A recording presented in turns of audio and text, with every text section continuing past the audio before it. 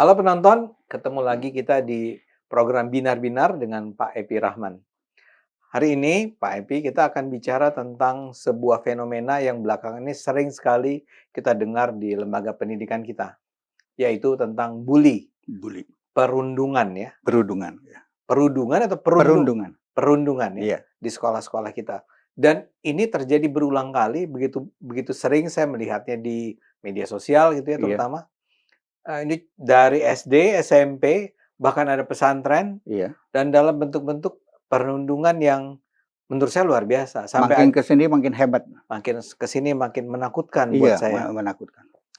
Nah, Bapak adalah orang yang berkecimpung, bergulat dalam dunia pendidikan selama ini. Iya, Saya ingin Bapak share sama kita nih, iya, ya, pandangan Bapak tentang bully ini. iya, Saya mulai saja dengan pertanyaan, kalau dalam entah definisi, entah pengertian, pemaknaan Anda, iya. apa sih sebenarnya bully itu? Baik, iya. Jadi pertama, saya sering diundang bicara bullying, agak tidak antusias tadinya. Hmm, Tapi makin ke sini, di dalam media, di dalam masyarakat gitu ya, semakin terlihat, kepanikan dan ya, ya, ketakutan, ya. Begitu takutnya masyarakat bahwa bahkan orang yang tidak mengerti apa itu bullying pun ikut berpendapat. ya. Itu menambah kepanikan. Saya rasa Mhm. kita di sini ngobrol, untuk mengenal bullying. Karena bullying itu sebetulnya sudah ada sejak, bersamaan dengan keberadaan manusia. Oke. Jadi udah naturalis kita. Kita punya punya insting itu, Iya, karena itu kan, naluri untuk naluri, membuli. iya, naluri hewani, sebagian hewani dari kita. Oke. Kalau kita tarik ke belakang, itu di zaman Sparta, itu saya nggak tahu tuh abad keberapa Ya. Sparta, saya lupa. Tapi di sana, menurut para antropolog dan sejarah sosial, itu, sudah muncul, kebiasaan, menyiksa, menghina, Oke. siswa-siswa kadet-kadet baru dan menganggap itu sebagai bagian dari pelajaran. Hmm. Oke? Kadet tuh artinya apa? Oh sorry, bukan kadet, siswa-siswa, akademi militer swasta, ya Sparta Oh, itu. ya, ya, ya, Dia ya. ada akademi militer Sparta untuk membangun tentara, itu udah biasa tuh, Orang masuk, masuk dibully. dibully, disiksa, dihina dan sebagainya di zaman Sparta. Memang dia keras sekali Sparta, makanya ada istilah Spartan, Ya, itu Spartan. gaya Spartan, keras, tegas, cepat gitu. Eee, Lalu masuk ke mundur lagi ke era masyarakat tradisional, itu pengkucilan udah ada. Pengkucilan. Ya, anggota masyarakat itu bisa dikucilkan oleh masyarakat, diusir ke hutan dan sebagainya dan Oke, sebagainya. oke, oke. Lalu yang lebih modern itu di Eropa, di Inggris, itu ragging kalau saya nggak salah, di universitas-universitas itu perpeloncoan biasa. Oh, oke. Masuk ke grup, society Ya, ya. pemuda, habis film-filmnya banyak kan. Ya, ya. Jadi, disiksanya tuh benar-benar luar biasa, bahkan, sampai, menimbulkan kematian. Lalu, di dalam, Dan mereka bangga dengan itu ya? bangga dan merasa itu biasa saja gitu. Oke. Di dunia hierarki, hierarki itu ada atasan terhadap bawahan, ya. Pokoknya yang kuat terhadap yang lemah, hierarki. Itu bullying selalu muncul, sudah dari zaman dulu. Jadi bukan hanya di sekolah ya? Di dalam masyarakat, sekolah itu bagian dari masyarakat. Bullying Oke, itu ada di oke. masyarakat, ya. Bullying ada di masyarakat. Masyarakat itu apa isinya? Kantor, rumah, Mhm, sekolah, mhm, kendaraan umum, mhm. dan sebagainya. Jadi bullying itu ada di semua tempat. Cuma yang diangkat itu kejadiannya adalah di dunia pendidikan. Anak Ya. loncat dari lantai sekian, kita, sebelumnya belasungkawa untuk para korban ya. Kemarin juga baru ada yang tidak bertahan dan akhirnya meninggal. Mhm. Lalu ada lagi yang sampai melakukan pengeboman. Itu Oh ya? umumnya itu di sekolahan semua. Jadi, masyarakat itu belum tahu fenomena itu apa. Dianggap kenakalan biasa, latihan daripada pendewasaan, lalu dianggap lagi ya untuk supaya dia menjadi kuat, Ya. pribadi yang kuat. Biarin aja lah itu namanya juga anak-anak, Iya, remaja, betul. ya.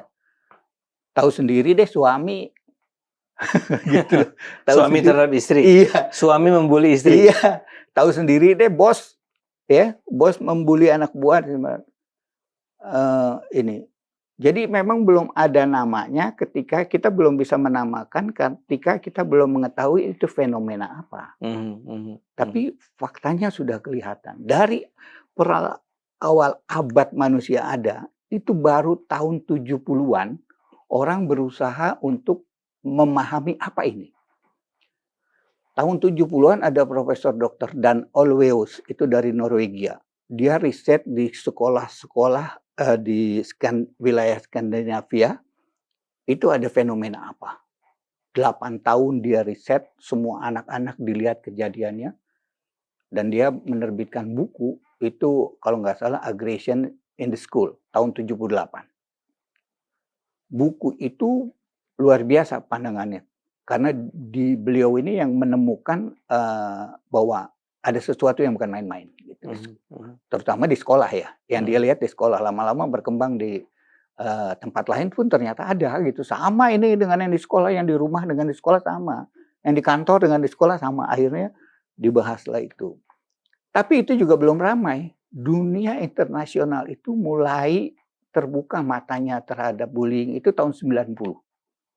Amerika dunia ya dunia tahun 90. Itu Amerika yang mulai mencermati, berarti khawatir kalau Amerika sudah semua langsung nular gitu. Nah, karena di sana di sekolah terutama itu kejadian kekerasan itu ada. Kekerasan di sekolah yang berakibat fatal. Tahun itu walaupun kita belum sampai beritanya, itu tahun itu sudah ada anak yang menyerang sekolahannya. Iya, ya. Menyerang busnya. Anak, pembalasan dari korban itu luar biasa. Penderitaan dari korban pun ternyata lebih luar biasa lagi gitu. Iya. Nah, mulailah Amerika, dunia psikologi itu mulai membahas, lalu mulai ada seminar, mulai ada di media. Itu tahun 90 sampai tahun 2000. Mulai memasyarakat bullying. Dan istilahnya bully ya? Bullying, ya, bully. Secara umum masyarakat itu dunia pendidikan dan tenaga-tenaga ahli ya mulai tertarik. Secara umum itu di tahun 2000-an. Tahun 2000-an mulai umum seluruh dunia secara global. Itu ternyata perundungan atau bully di sekolah itu berlangsung di seluruh dunia. Seluruh dunia. Jadi tahun 2000 itu mulailah WHO, UNESCO membuat selebaran, edaran gitu kepada seluruh pimpinan negara. Saya nggak bilang kepada negara ya, semua pimpinan negara dapat tembusan tuh untuk mewaspadai dan mencermati ini. Tenaga ahlinya silakan olah, dan ini rujukannya dari profesor ini semua belajar. Masuk di Indonesia itu 2003 itu mulai rame, buku-bukunya sudah banyak beredar dan sebagainya, media juga di Indonesia sudah mulai mengangkat, mulailah di Indonesia dikenal. Tapi pemerintah sendiri khusus menangani di sekolah itu baru secara implisit muncul di kurikulum 2013. Bahwa secara implisit. Iya, implisit. Belum eksplisit. Eksplisitnya 2015 ada aturan anti bullying di lembaga pendidikan. Jadi ada keputusan, ada suratnya, ada edarannya. Jadi mulai diatur itu kurang lebih secara prefer gitu ya, diatur secara baik untuk sekolah, diaturnya ya. Itu baru 2015. Tapi mengatur sekolah di seluruh Indonesia kan juga tidak mudah gitu. 2015 itu mulailah dilakukan training untuk guru, pengembangan dan sebagainya. Itu khusus untuk sekolah. Data mengenai bullying 2011 sampai 2019 belum ada secara implisit. Tapi kekerasan pada anak itu ada sekitar 37.000 kekerasan pada anak. Di sekolah? Enggak, kekerasan pada anak, KPAI. Oh, Oke? iya, iya. Itu bisa yang melakukannya orang tua, Bisa mendengar. bisa tetangga, bisa Iya, sekolah. iya. Ya. Coba kita cermati angka ini. 37 ribuan kekerasan pada anak terkait bullying itu cuma 2.471. Ya. Jadi ada Sedikit dong gitu ya. kurang banyak, 400 Oh. kasus per tahun, 400 kasus per tahun. Banyak itu. Itu Bapak anggap banyak ya? Ya, karena satu orang pun kalau sampai Oh, iya, iya. udah cukup banyak. Iya, iya. Jadi kan tapi data Komnas HAM itu baru tahun 2023 saya bisa temukan secara eksplisit menyebutkan bullying di sekolah. Nah, itu tahun 2023 itu ada 87 kasus yang tercatat. Kita nggak tahu bagaimana mereka mencatat, tapi bagaimana mereka mendapatkan laporan. Kalau tercatatnya 87, ya realisasinya realitanya pasti lebih banyak ya. Ada yang malu, ada yang nggak lapor, ada yang nggak sebagainya. Artinya barangkali mereka mencatat 87 angka itu berdasarkan apa yang dilaporkan. Iya, dilaporkan. Karena tidak ada. Oh, kalau dilaporkan ya artinya memang saya yakin ada begitu banyak peristiwa lainnya, kasus serupa yang terjadi tanpa dilaporkan. Iya. Kalau kita asumsikan itu 20%, maka sebetulnya ada 400-an. Sekitar 400-an ya. Banyak itu, banyak. Dampaknya berbagai macam. Ya, sampai di sekolah itu begitu. Sekarang banyak orang yang begitu trauma melihat berita-berita di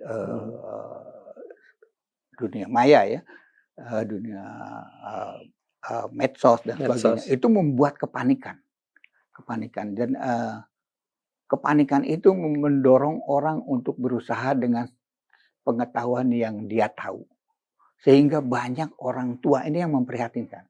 Orang tua dan orang, mohon maaf ya, orang biasa yang tidak menguasai ilmu psikologi dan pendidikan memberikan saran-saran. Itu mengerikan sekali. Kenapa, Pak? Ya kalau masalah psikologi itu jangan disarankan oleh siapa saja dong. Ya. Nah, psikolog dong ya? Psikolog yang ahli. Kalau pendidikan, ahli pendidikan. Ya. Nah itu karena para ahli ini sedikit atau kurang muncul di dunia itu, akhirnya diambil alih oleh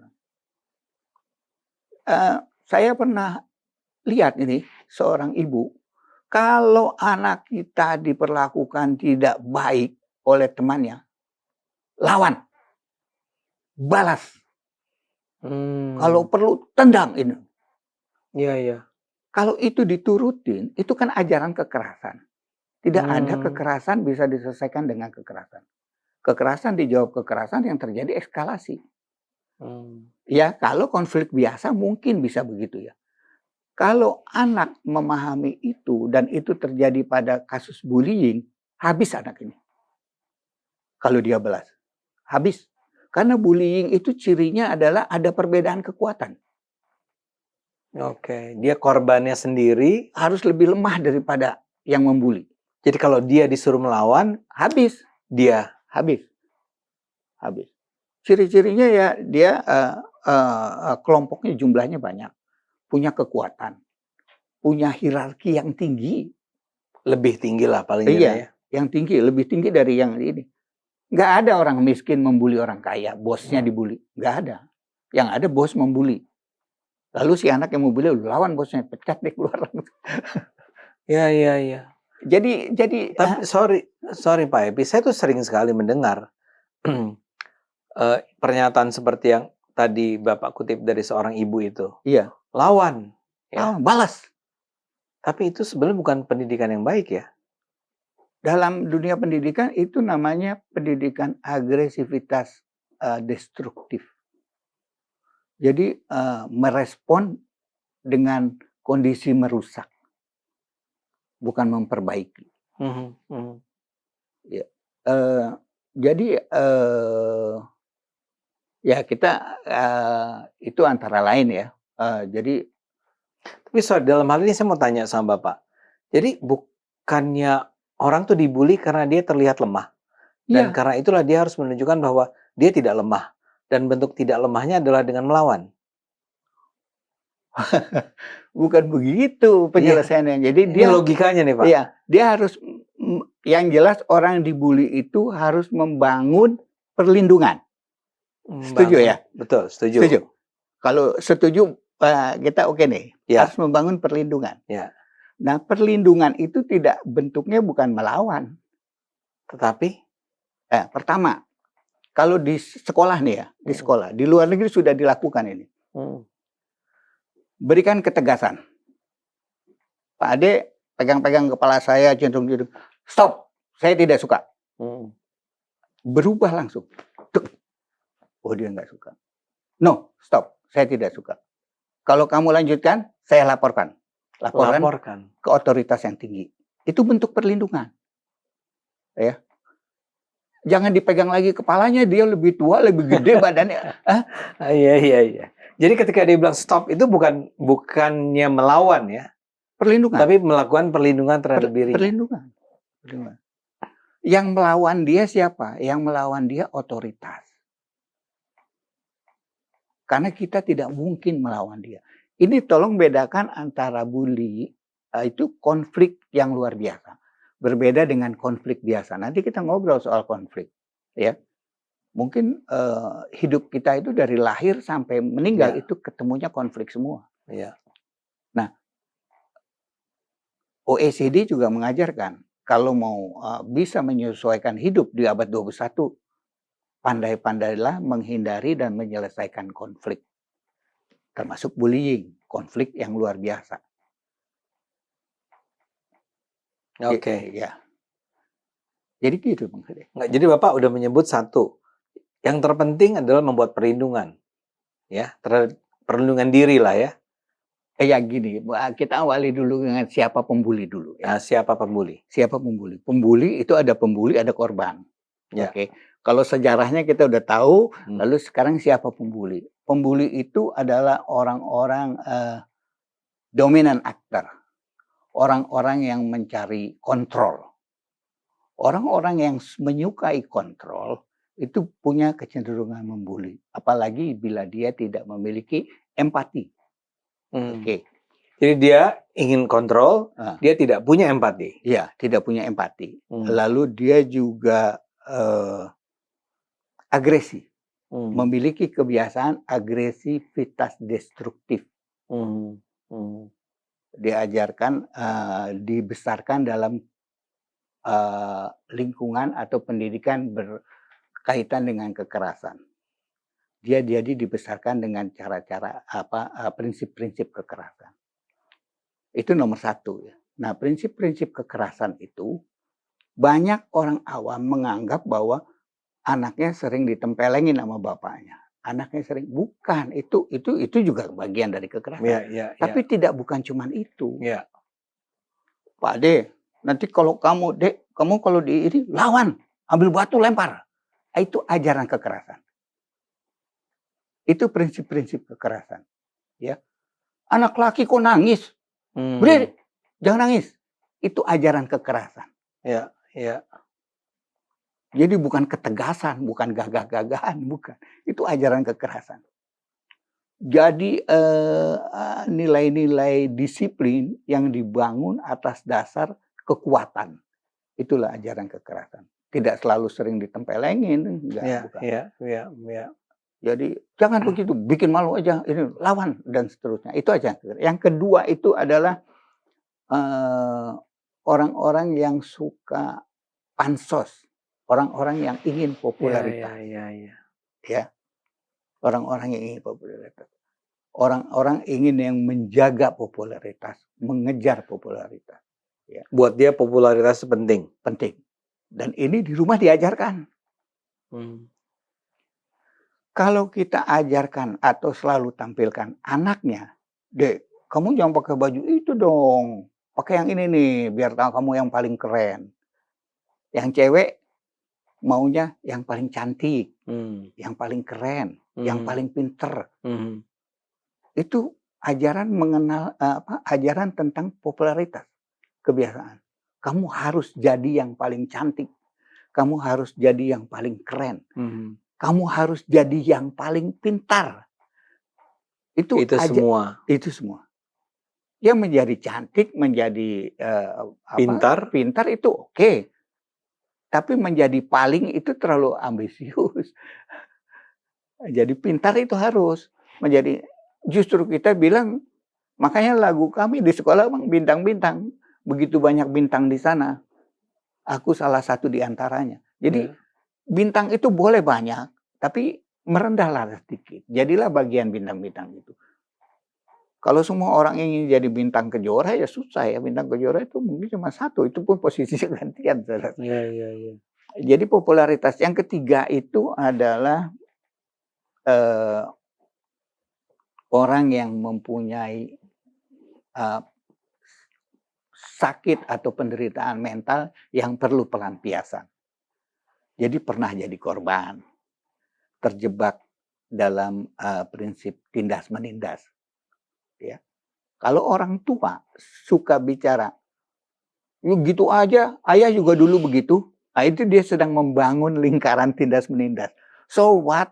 Kalau ayah dulu begitu, kenapa harus sekarang saya Saya harus? juga. Iya. So what?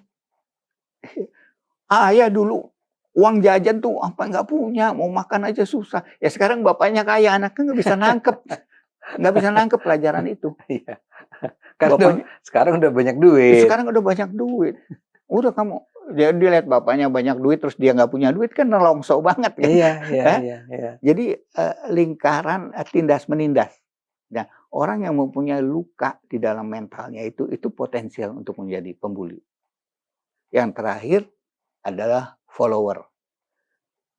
Orang yang ikut-ikutan, Oh ya. takut tidak dianggap, Iya iya. tidak berani independen sendiri, berbeda tuh nggak berani, gitu, ikut-ikutan. Ini juga korban itu. Jadi banyak kelompok pembuli, yang satu biangnya, yang lain ikut-ikutan. Ini di follower, ikut-ikutan membuli. Saya lihat dia mukul, saya pukul aja ikut, gitu loh. 4 ini adalah kriteria pembuli. Sedangkan bullying itu sendiri, itu Iya. baru terjadi kalau tadi 3 itu ya. Yang pertama, apa saya sudah sebut atau belum? Yang pertama itu bullying, sesuatu bisa dikatakan bullying, kekerasan bisa dikatakan bullying, manakala ada satu, ketidakseimbangan kekuatan. Ya. Lalu 2, ada niat untuk menyakiti. Yang ketiga, terjadi berulang. Jadi kalau bercanda di tangga sama teman, dorong-dorongan, jatuh, terus terluka, itu bukan bullying. Mamanya walaupun lukanya parah, mamanya nggak bisa, anak saya dibully, didorong. Kalau anak dorong-dorongan, lalu salah satu itu terluka, saya sering tanya sama mama atau masyarakat ya, kira-kira anak mama yang mana? Dorong-dorongan, yang satu mendorong, yang satu terluka. Yang menjadi kekhawatiran mama itu, anak mama yang mana? Anak saya jangan sampai luka. Tapi dia tidak sama sekali tidak khawatir anaknya jadi pendorong. Nggak ada. Dalam parenting bullying, semua hadirin suka saya tanya, mama dan papa datang ke sini itu dalam rangka apa? Apakah karena takut anaknya dibully? Iya. Apakah pernah terpikir anaknya jadi pembuli? Nggak ada. Nggak ada yang memikirkan bagaimana kalau anak saya jadi pembuli. Karena kalau kita lihat potensi pembuli, orang yang haus kekuasaan, suka kekuasaan, itu kita juga suka kekuasaan ya. Orang yang tadi, yang kedua itu misalnya punya luka hati, kita juga punya perasaan yang tidak terpuaskan semua. Orang yang follower, ya kita juga punya idola, kita juga follower. Semua orang mempunyai potensi untuk menjadi pembuli. Bisa terhenti atau bisa terkurangi potensi membulinya itu, manakala kita memiliki satu adalah empati. Respect kepada orang lain yang berbeda. Ya, regulasi emosi yang baik. Kalau anak kita tidak mau jadi pembuli, Selain pendidikan yang lain, yaitu tadi, ajarkan anak tentang respect, ajarkan anak tentang empati, ajarkan anak tentang mengelola emosi. Insya Allah itu tidak jadi pembuli. Jadi bukan cuma soal dilarang, ya. Di sekolah tuh seharusnya yang ada bukan cuma soal larangan bully, tapi memang anak-anak itu dididik sejak awal untuk respect each other, empathy, tidak perlu harus mengontrol, tidak perlu tadi mencari popularitas secara berlebihan. Jadi popularitas itu penting, tapi nggak penting-penting amat. Gitu. Iya. Nggak sesuatu yang wajib diperjuangkan mati-matian gitu loh. Nah, popularitas itu muncul mengikuti suatu aksi yang baik ya dikenal yang baik. Nah, siapa korban ya? Potensial korban. Nah, kalau anak kita tidak berharapkan tidak menjadi korban bullying, ini kira-kira yang harus dipersiapkan. Yang pertama adalah biasanya korban bullying itu adalah anak yang lemah secara sosial. Lemah secara sosial artinya apa, Pak? Dalam lingkungan. Anak baru. Dia kan belum punya jaringan ya. Iya kan? Karyawan baru. Ya. Itu lemah tuh secara. Di sekolah kami ini di Tunas Global di Depok. Itu anak baru selama 1 minggu diberikan escort 7 orang temannya menemani dia selama 1 minggu. 7 orang itu siapa? Teman sekelasnya. Siapa yang bersedia mendampingi? Ya minimal 3 orang. Tapi selalu ada escort yang mendampingi dia selama seminggu pertama. Jadi misalnya ada satu kelas 30 orang nih. Iya. Ditunjuk ya, atau ditanya yang bersedia siapa menemani apa itu didorong, ditunjuk oleh guru, ditugaskan. 3 orang ini nemenin dia terus nih. Iya. Dia duduk ngajak ngobrol apa segala macam. Jadi tidak secara natural ya udah cari ya teman sendiri gitu ya. Nggak begitu ya? Ya dicarikan teman. Sehingga yang penting dia tidak sendiri, dia tidak khawatir. Dia tidak rendah diri. Wow. Itu luar biasa. Saya sedang membayangkan itu yang dulu dialami oleh banyak atau beberapa kasus ketika saya sekolah dulu. Anak-anak baru yang terpencil gitu ya. Dan kemudian ya kita yang baik-baik inilah yang mendekati dia dan bilang, yuk ikut sini gitu kan. Tapi bayangkan kalau nggak ada teman-teman yang dengan inisiatif sendiri tadi berempati mendekati dia, dia bisa betul-betul minimal hari pertama atau hari kedua, apalagi dia lain ya. Lain tuh apa? Berbeda, ya kelihatan berbeda gitu lain. Berbeda itu suku, ras, agama, wujudnya, fisiknya lain gitu. Itu biasanya lebih lambat untuk sulit dia untuk ngeblend tuh lebih lambat gitu, ya kan? Kebayang nggak istirahat pertama di kelas aja ada tugas guru ini guru siapa? Kalau ada temannya ini guru IPA, ini guru ini Bu ini namanya ini. Ke kantin ditemenin kan asik. Nah, di sekolah Bapak begitu dilakukannya. Cara untuk membantunya adalah dengan memberikan escort selama seminggu atau berapa tadi oleh at least 3 orang lah ya. Dan selalu tidak sulit untuk mencari 3 orang ini. Tuh tidak sulit. Selalu ada yang banyak. Saya aja Pak gitu ya. Banyak banget. Bahkan kalaupun anak baru itu anak yang lain tadi. Iya. Lain itu tuh bisa sampai kecuali kalau misalnya dia anak berkebutuhan khusus ya. Itu ada sedikit ini. Tapi anak berkebutuhan khusus kan ada pendampingnya. Tapi intinya tidak ada orang sendiri. Jadi di sekolah itu kalau membuat suasana anti bullying itu tidak semata-mata dengan persiapan fisik, tapi persiapan pikiran dan hati. Iya. Banyak lampu diterangin, banyak CCTV, itu nggak guna. Kalau orang mau membuli, dia tahu aja pojok tempat untuk membuli itu, dia tahu lokasinya. Dapat aja gitu. Kalau nggak di sekolah ya nanti tunggu luar sekolah kita garap gitu. Ya, Iya. enggak. Yang paling penting di sininya, di pikirannya. Jadi ya sekolah harus mempersiapkan itu. Yang paling penting yang sifatnya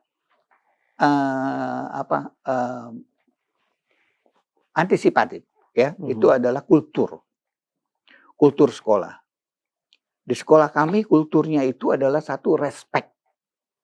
Nomor 2 itu friendly. Nomor 3 itu challenge, grow, sama fun. Tapi nomor 1 respect. Respect. Nomor 2 friendly. Kalau suasana di kulturnya itu friendly, mana ada friendly membuli? Gak ada. Friendly itu membantu. Dan anak-anak itu akan, seandainya dia melihat ada praktek bully gitu ya, lapor. Dia akan lapor atau dia akan bantu, dia akan ingatkan kali ya? Iya, diingatkan. Jadi memang bukan bully aja, konflik gitu ya. Itu konflik itu media belajar anak-anak yang paling baik. Jadi 3 sampai 7 tahun itu bisa 8 sampai 20 konflik per jam. Apa itu?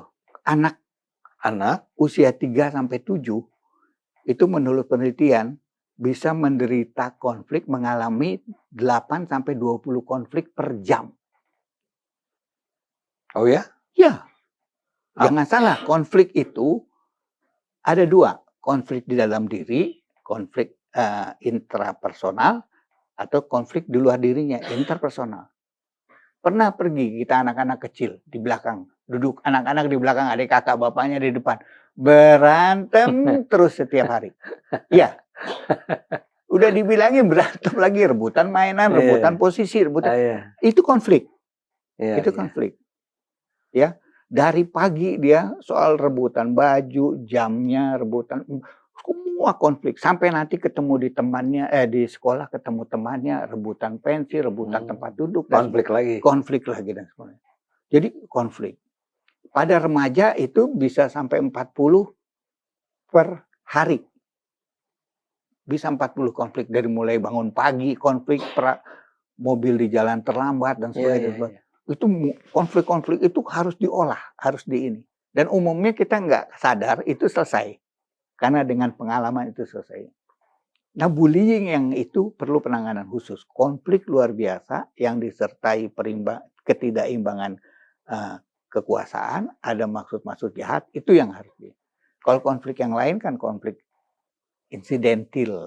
Ya. Jadi konflik yang lain itu kita tidak perlu terlalu khawatir atau tidak perlu khawatir. Itu adalah hal yang normal. Mungkin bagian dari pendewasaan seorang manusia ya.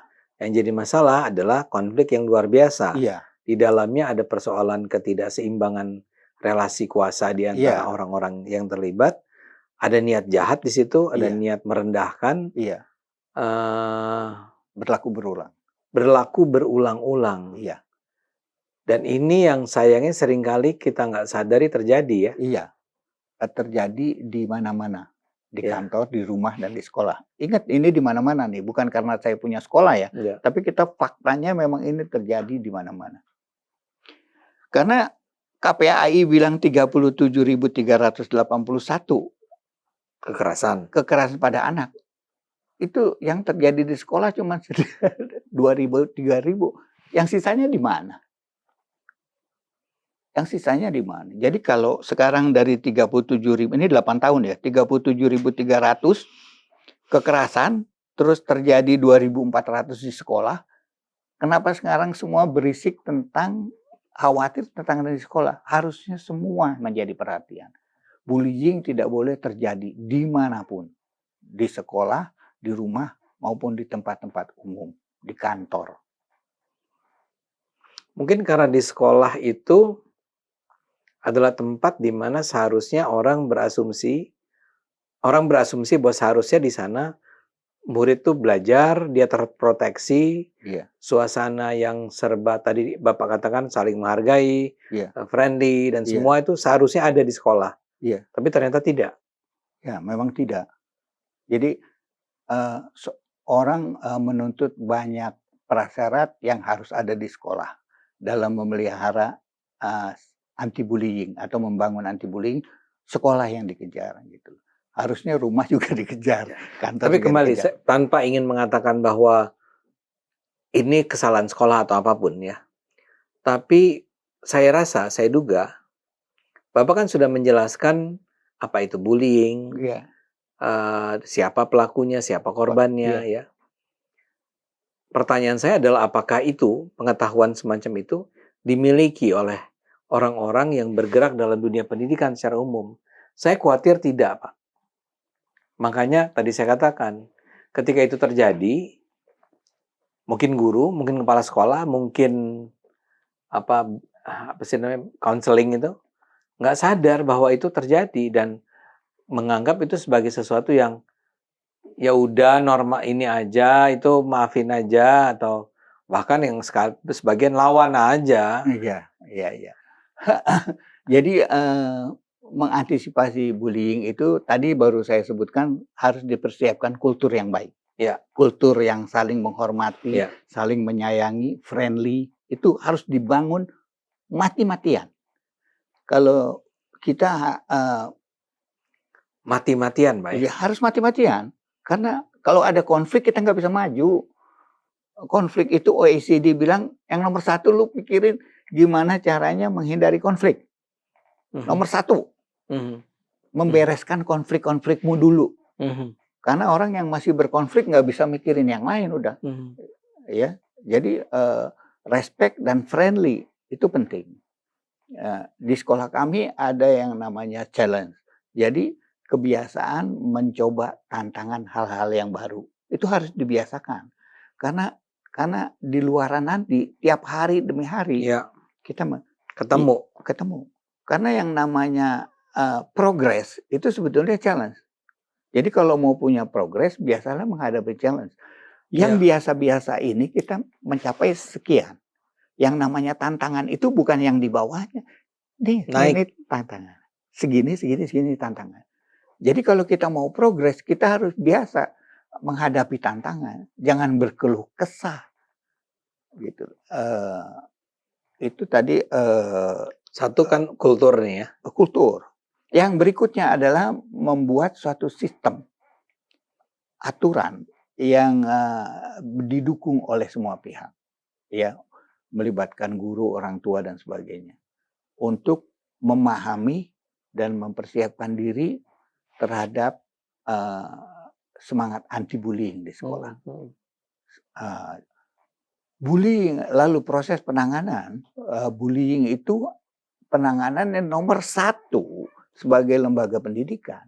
Konflik itu nomor satu harus diselesaikan oleh anaknya sendiri. Jangan dikit-dikit diambil alih gitu loh. Jadi guru akan mendampingi dua anak yang konflik, apakah itu bullying atau tidak, konflik didudukkan sama-sama. Bagaimana peristiwanya menurut versi masing-masing, bagaimana seharusnya, bagaimana ini, nanti dia menyimpulkan. Kalau kesimpulannya itu belum baik, belum adil, maka guru bisa intervensi.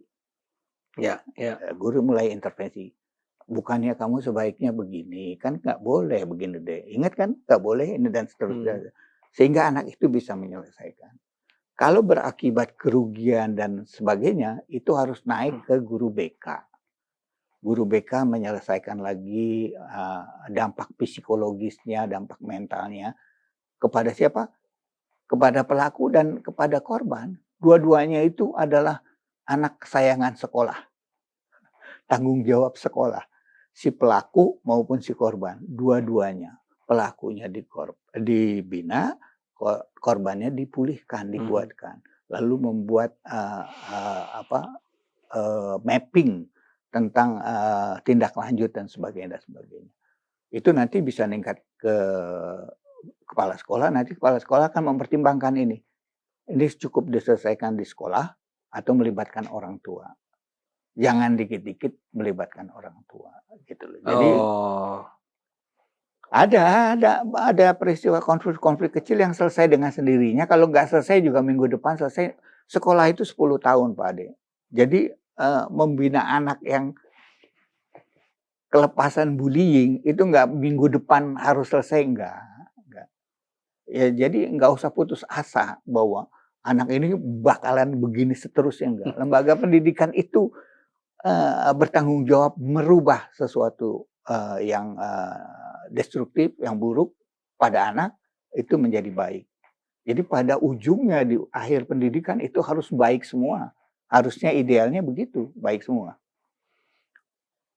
Nah, kalau di tingkat pendidikan dasar sampai SMP, di mana posisi guru itu dan orang tua itu begitu tinggi di hadapan anak, itu kita tidak berhasil, anak itu mulai masuk ke masa remaja dan dewasa. Itu intervensi sekolah sama orang tua udah berat. Jadi mesti di bawah ini. Ya kalau menurut saya sih di pendidikan dasar 15 tahun. Kenapa saya mati-matian diminta Pak Epi bikin lagi dong SMA. Menurut saya kalau sampai SMP-nya udah beres, insya Allah kesananya beres. Sekolah di mana aja lah. Anak ibu udah hebat kira-kira begitu ya. Nah, bekalnya. Pak Epi di sekolah Bapak pernah melihat anak yang tadi nggak punya ciri-ciri yang tadi dia ingin mengontrol, dia ingin popularitas, dia Iya. ada ya? Ada. Dan Dan orang tuanya beda-beda. Iya makanya. Suppliernya beda-beda. Nah, terhadap anak-anak semacam ini, Iya. yang berpotensi menjadi bullier ya, Iya. pembuli, Iya. apa yang Anda lakukan? Memperbaharui nilai. OECD mengatakan kalau kita ingin meraih sesuatu, jangan takut memperbaharui nilai. Jadi apa yang mendorong anak itu berbuat jadi aneh-aneh itu karena dia memiliki nilai-nilai bawaan. Itu diperbaharui. Artinya apa? Diajak bicara di apa? Iya, dengan bicara. Lalu yang paling penting adalah dengan praktek. Contoh ya. Contoh. Kami itu sangat mengedepankan kegiatan lintas usia, lintas gender. Ya. Saya kemarin minggu lalu ya hadir di acaranya Tunas Global, sebuah pertunjukan ini pagelaran yang melibatkan ratusan siswa, seluruh siswa dari kelas TK sampai kelas 9 ya. Iya. Dan itu betul-betul bersatu dalam sebuah pertunjukan yang berlangsung mungkin sekitar 2 jam kali ya. Iya. Pertunjukannya berlangsung 2 jam, tapi prosesnya 3 bulan. Prosesnya 3 bulan. Disitulah contoh-contoh diberikan sebetulnya. Iya. Membangun respect, membangun toleransi, tegang rasa. Kita tuh punya kalimat ampuh namanya tegang rasa. Semua orang ngerti. Tapi bagaimana bertegang rasa tidak semua orang bisa. Tegang rasa tuh toleran atau apa? Iya, semacam toleransi. Toleransi. Tegang rasa itu bahasa aslinya, bahasa bakunya. Toleransi bahasa kerennya. Bisa dibilang begini Pak ya, kalau ada orang punya tegang rasa, orang punya respect, orang friendly dengan orang lain, tidak mungkin dia melakukan bully. Dia mampu mengelola emosi. Satu lagi. Social emotional learning. Itu tidak setiap sekolah mengajarkan. Social emotional learning. Iya. Emosi yang berkaitan dengan kehidupan sosialnya.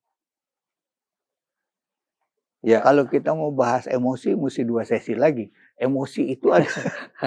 Emosi. Benar Pak. Jangan ke situ dulu. Iya. Ya, jadi contoh saja. Orang tidak tahu apa itu marah. Anak tidak tahu apa itu sedih. Anak tidak tahu apa itu gelisah. Rasa apa itu? Bagaimana menyelesaikannya? Ya. Orang tua bilang, kamu itu begitu aja marah. Begitu aja gimana yang saya marah? Iya. Jangan sedih, malu begitu aja sedih. Ya, orang lagi sedih. Saya sedih. Gimana? Dipahami dulu, kamu sedih karena ini solusinya gimana. Jadi semua perasaan itu ada solusinya. Perasaan kita ya. Lalu perasaan orang bagaimana? Kalau orang yang marah, kita bagaimana mengelola marahnya dia ini? Iya, iya, iya. Hah? Wah, Bang Ade lagi marah nih, udah jangan deket-deket. Itu salah satu proses Caranya. caranya. Banyak caranya. Nah, jadi social emotional learning itu harus diajarkan sekolah. Banyak sekolah fokusnya kepada matematik, sains, bahasa dan sebagainya. Tapi tidak. Tidak, tidak. Jadilah mereka orang-orang pintar, tapi SEL-nya rendah. Iya, iya, iya. Ya? Dan itu terjadi. Pak Epi, Ya, masih banyak harus kita bicarakan. Iya. Tapi kelihatan waktunya berjalan terus. Nah, saya ingat tadi Bapak menyebut tentang supaya lengkap nih.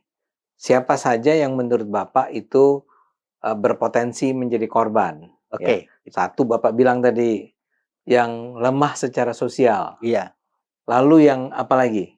Ya, ini benar ya. Ya. Oke, yang kedua itu adalah berbeda. Berbeda. Nah, Dia terlihat berbeda. beda di dalam kelompoknya. Oh, dan berbeda itu bisa Kalau bentuk tubuh terlalu kecil atau terlalu besar. gemuk, jangkung, Iya. pendek. Kecil, imut, sebagainya. Kalau imut mungkin orang juga senang sih. Iya. Bulinya gemes gitu. Tapi Oke, ya betul. Dia atau dia cacat, dia Iya, timpang, Iya, dan dia sebagainya. Berbeda. ya, berbeda ya. Yang Atau tapi juga berbeda agama, Iya, berbeda. betul, betul, Oke. betul. Kalau di kalangan agama A, ada satu orang masuk agama B, itu kan jadi berbeda. Dan dia berpotensi dibully ya. Berpotensi dibully. Berpotensi dibully. Wow. Kecuali anak-anaknya yang A itu, yang Sudah. kelompok itu sudah terdidik Ya, dengan sudah baik. punya kultur tadi. Iya dong, kultur yang tadi. Oke. Ya, terus apa lagi tadi? Jadi pertama apa? Lemah secara sosial. Mm-mm. Dua berbeda. Ya, ketiga terlihat ya, bukan lemah, terlihat lemah, pemalu, Oke. pendiam, Iya. penyendiri. Oke. Oke? Iya. Nah, ajarkan anak-anak kita supaya tidak jadi tiga ini, ya. Kamu jangan batas-batasi, main dong deh. Kamu main sama siapa saja. Kebanyakan orang tua itu kalau ada orang yang sedikit ini, oh, kamu nggak usah main sama dia, ini nggak usah main sama dia. Salah itu ya. Salah dong. Ya bukan salah sih, sebetulnya maksudnya melindungi ya. Tapi itu membuat dia Ya, betul. terlihat memusuhi kelompok lain. Dan itu potensial untuk dibully. Nah tadi balik lagi ke cara menghindari bully ya, mengatasi ketika anak dibully. Itu tadi baru satu. Pertama adalah dengan ketegasan. Stop. Saya tidak suka perlakuan itu. Gitu. Ya. Kalau kamu masih lakukan, saya lapor. Nah, yang kedua, menjauh. Pergi ke tempat aman. Keramaian bersama orang dewasa dan sebagainya. Ya. Orang bilang itu lari. Bukan, itu perlindungan. Orang bilang itu pengecut. Bukan, itu perlindungan. Orang tua tadi yang suruh hantam-hantam itu, yang suruh lawan-lawan itu dia anggap kalau anaknya menghindar, jangan menghindar deh. Kamu kayak pengecut kalau begitu. Padahal kecerdasan itu, Pak. Kecerdasan. Lah orang dia berdelapan, mau dilawan. Ya menghindar itu adalah kecerdasan, cari perlindungan. Yang ketiga adalah lapor. Nah di sekolah harus punya sistem laporan yang aman. Anak yang melapor tidak perlu dibuka. Kejadian bullying tidak perlu satu sekolah tahu. Semua orang tua murid tahu. Itu memperkeruh. Dan ini orang tua juga kadang lucu juga nih. Kalau yang minta maaf duluan itu dianggap yang salah, yang kalah. Yang minta maaf duluan dianggap yang kalah. Jadi selalu ajarannya adalah jangan mau kamu minta maaf duluan. Minta maaf duluan itu yang menang apa yang kalah? Yang menang. Yang menang. Gimana? Kalau saya minta maaf sama Bang Ade, lalu Bang Ade, ya oke, maafin saya juga, ya. Akhirnya terjadi maaf-memaafkan. Yang menang yang mana? Ya. Yang terharu yang mana? Yang terharu yang pertama kali diajukan. Aduh, dia minta maaf saya duluan.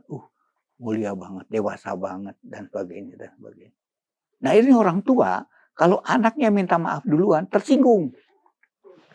Berarti anak saya yang dianggap salah dong.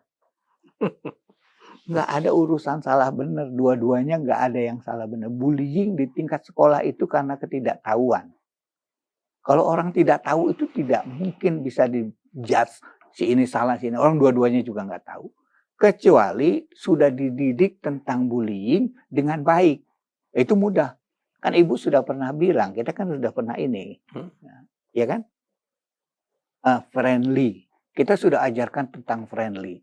Tiba-tiba dia membangun permusuhan. Dia bisa ditegur. Itu ada kesalahan. Wong kita kulturnya friendly, kok kamu tiba-tiba bawa kultur permusuhan ke sini. Nah, dia salah. Tapi kalau dia belum tahu bahwa friendly ini dia bawa permusuhan, ya nggak salah lah. Orang belum tahu. Nggak pernah diajarin. Belum pernah diajarin. Jadi begitu ya. Lalu tadi lapor dan biar otoritas yang menyelesaikan.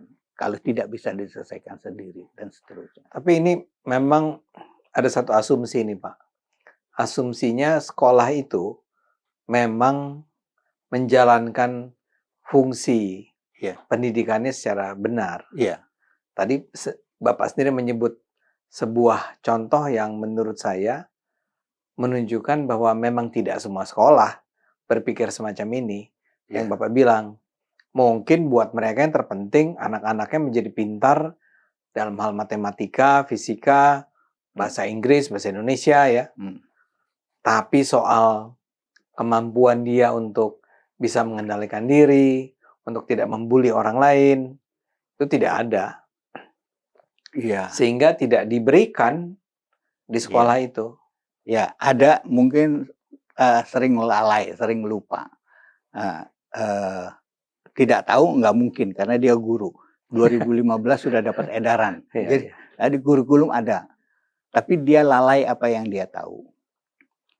Saya mau cerita di sekolah itu ada hubungan sosial antara manusia selama di pendidikan dasar. Mungkin orang belum begitu sadar.